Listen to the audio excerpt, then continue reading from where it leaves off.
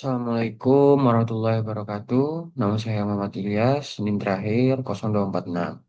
Pada video kali ini saya akan mempresentasikan tutorial pengolahan data menggunakan IBM SPSS Statistik dan jumlah data sebanyak 100 responden. Analisis yang saya lakukan meliputi uji validitas, uji reliabilitas, uji asumsi klasik, terdiri uji normalitas, uji multikolinearitas, uji heteroskedastisitas, dan yang terakhir uji regresi linear berganda. Hmm. Hipotesis penelitian ini yaitu tidak terdapat pengaruh finansial literasi motivasi dan financial well-being terhadap happiness. Happiness terdapat pengaruh finansial apa? eh,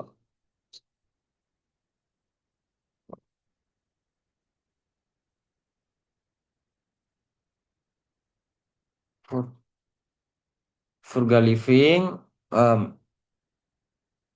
minimalism, financial well-being terhadap happiness. Selanjutnya saya akan masuk ke tahap pengelolaan data menggunakan SPSS. Yang pertama yakni input data. Input data di sini kita langsung ke transform. Kita tulis FL so- eh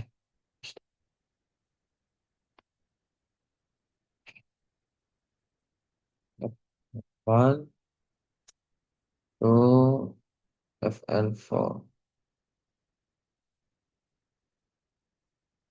Oke.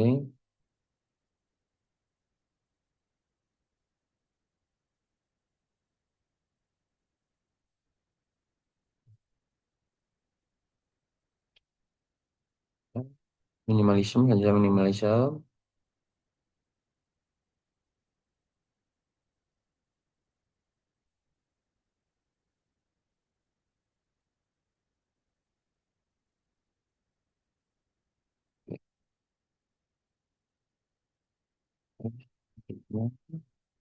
Stop. Oh,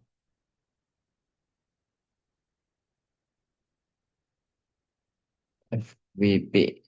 Financial well-being. Seperti itu aja teman-teman. Sampai ke happiness yang terakhir.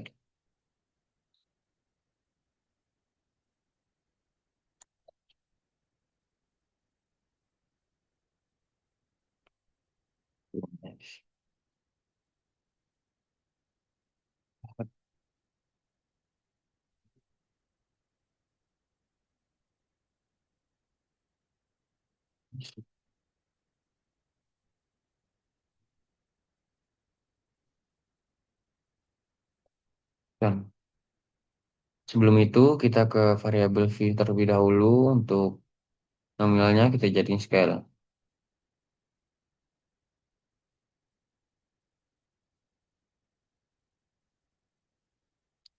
Oke. Setelah data siap, selanjutnya saya akan menggunakan pengujian statistik. Yang pertama uji validitas, teman-teman. Langkah-langkahnya yakni klik analyze, klik correlates, klik ini, kita tinggal masukin 4, 3, ini. Bersamaan dengan totalnya. Nah, langsung muncul ya teman-teman. Langsung kita gitu-gituin terus sampai happiness. Semua itu sikat sih. Mana ya, be?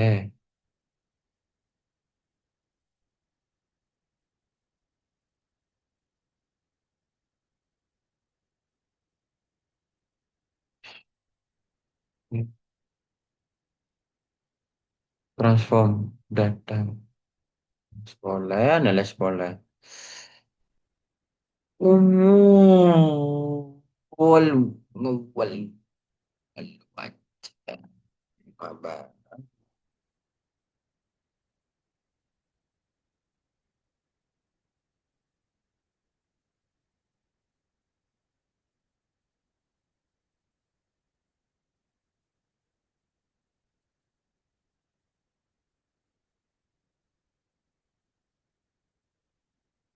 review, review, logic, parallel, parallel.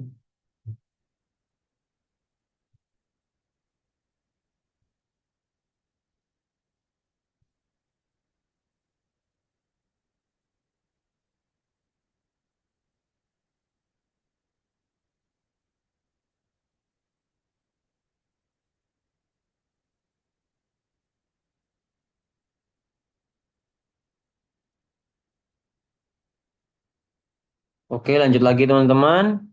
Ini udah selesai semua apa? Udah selesai untuk uji validitasnya.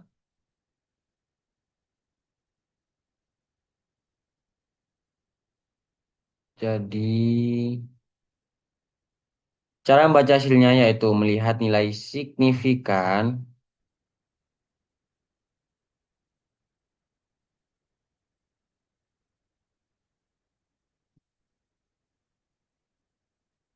melihat signifikan.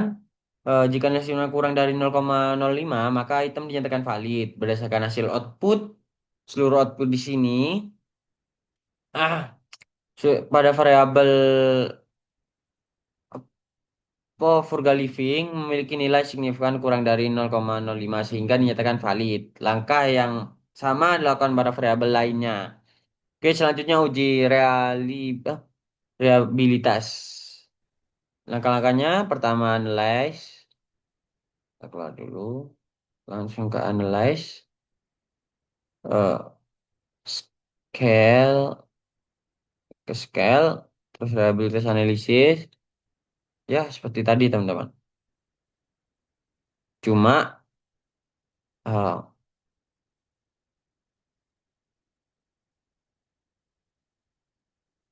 kita pulang. Cuma nggak ada totalnya. Totalnya nggak diikutin teman-teman. Nah, modelnya harus alpha ya. Pencet OK. Dah masuk teman-teman. Nah, untuk segitu seterusnya nanti.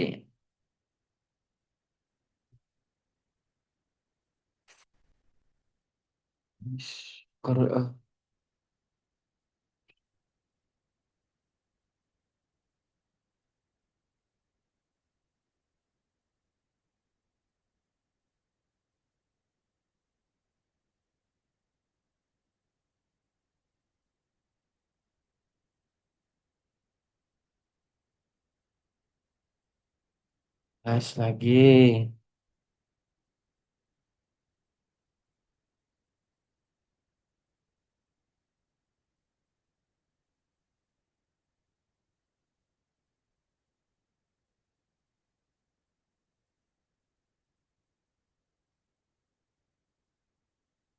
Bisa lebih baik udah.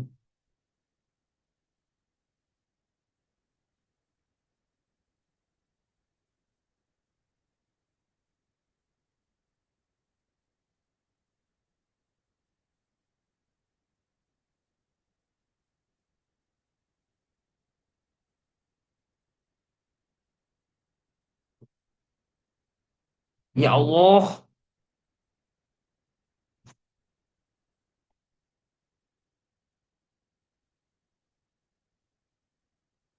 Oke, teman-teman. Jadi di sini saya sudah memasukkan semua data uji reliabilitas. Berikut seperti berikut, teman-teman. Nah, ini untuk happiness tadi. Nah, jika apa cara membaca hasilnya yaitu melihat dari nilai chord batch alpha. Berdasarkan hasil output, nilai chord batch alpha lebih besar dari 0,70 sehingga variabel finansial literasi dinyatakan reliable. Kenapa begitu? Jika nilai chord batch alpha lebih besar dari 0,70, maka variabel dinyatakan reliable, teman-teman. Oke, selanjutnya uji normalitas. Uji normalitas digunakan untuk mengetahui apakah data penelitian berdistribusi normal. Begitu, teman-teman. Berikut langkah-langkahnya, klik analyze, kemudian regression, kemudian linear. Nah, apa nih kok kosong? Nah, kita taruh happiness di atas, dependent, dan untuk Frugal living taruh sini, minimalism, total minimalism taruh sini, financial buying taruh sini. Nah, kemudian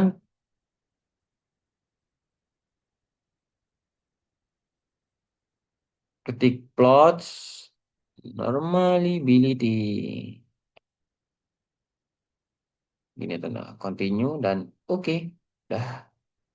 Nah, berikut adalah hasil output uji normalitas. Jika nilai signifikan lebih dari 0,5, maka data dinyatakan normal. Berdasarkan hasil output, data normalitas memenuhi syarat normalitas. Selanjutnya, uji multikoliniaritas. Uji ini digunakan untuk mengetahui apakah terdapat hubungan antara variabel independen. Langkah-langkahnya yakni klik analyze lagi teman-teman. Dan regression, seperti tadi, linear.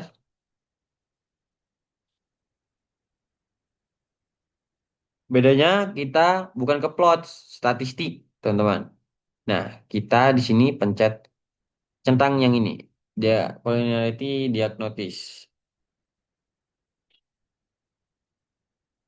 Lanjut. Dan pencet continue dan oke. Udah, teman-teman. Nah, cara membaca hasilnya yaitu melihat nilai toleransi dan VIF. Jika nilai toleransi lebih besar dari 0,10 dan nilai VIF kurang dari 10, maka tidak terjadi multikoliniaritas. Berdasarkan hasil output ini, seluruh variabel memenuhi syarat sehingga tidak terjadi multikoliniaritas, teman-teman. Selanjutnya, uji heteroskedastisitas. Uji ini digunakan untuk mengetahui apakah terjadi ketidaksamaan varians pada model regresi. Langkah-langkahnya yakni klik GARPS. Oh, sebelum itu teman-teman, kita harus cari tahu dulu. Nah, ZPRED. Nah, kita ke analyze lagi, teman-teman. Regression dan linear. Nah, di sini kan ada save nih. Kita agak mencet ini dua statistik plot enggak. Kita pencet tengahnya save. Nah, kita standardizer, kita centang dan ya ini residual centang continue dan oke. Nah, udah masuk nih teman-teman. Nah, kita lihat ya. Nah, ini udah masuk ya teman-teman. Oke. Setelah itu kita pencet garbs scatter dots. Spin scat. Ini pencet. Nah, kita masukin yang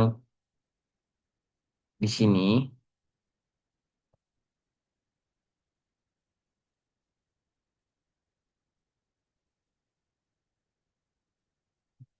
Si, ya benar tuh. Dan ini yang ini. X-axis. GP. Langsung kita pencet oke. Nah, udah masuk teman-teman. Nah, untuk melakukan uji heteroskedastis terlebih dahulu, saya eh,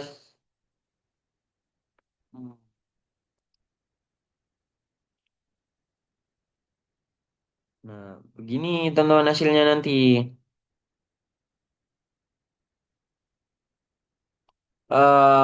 Jika titik menyebar secara acak dan tidak membentuk pola tertentu, maka tidak terjadi heteroskedastisitas. Kita lihat titik-titiknya.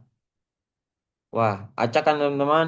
Nah, jadi berdasarkan hasil output, titik menyebar secara acak sehingga tidak terjadi heteroskedasitas.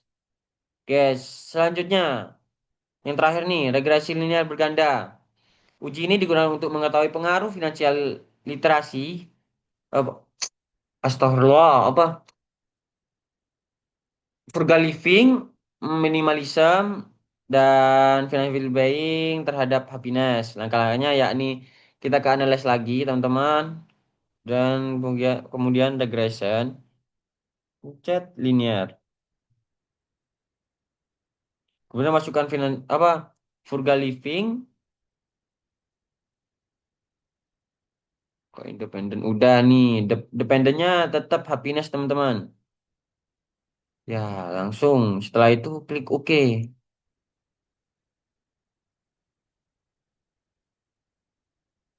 Nah, jadi pertama saya akan membaca hasil uji T. Jika nilai signifikan kurang dari 0,5, maka variabel dinyatakan berpengaruh signifikan. Berdasarkan hasil output, variabel independen memiliki nilai signifikan kurang dari 0,5 sehingga berpengaruh signifikan terhadap happiness. Selanjutnya pada uji F, diperoleh nilai signifikan kurang dari 0,5 sehingga secara simultan variabel independen berpengaruh terhadap happiness. Kemudian pada nilai R square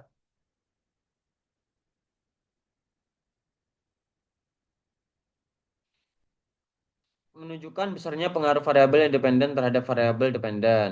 Nah, yang terakhir jadi, berdasarkan hasil pengujian yang telah dilakukan terhadap kesimpulan bahwa seluruh item pertanyaan dinyatakan valid, seluruh variabel dinyatakan reliable, data memenuhi uji asumsi klasik, finansial literasi, astagfirullah, frugal living, dan minimalism, dan financial well-being berpengaruh terhadap happiness. Dan demikian hipotesis bahwa